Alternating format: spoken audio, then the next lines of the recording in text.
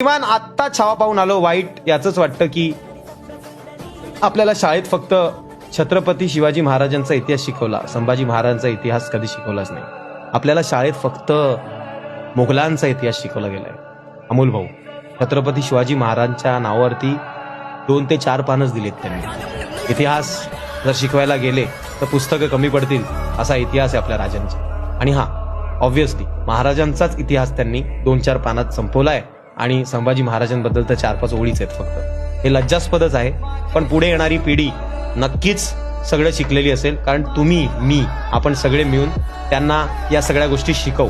त्यांना या गोष्टींपासून लांब नाही ठेवायचं.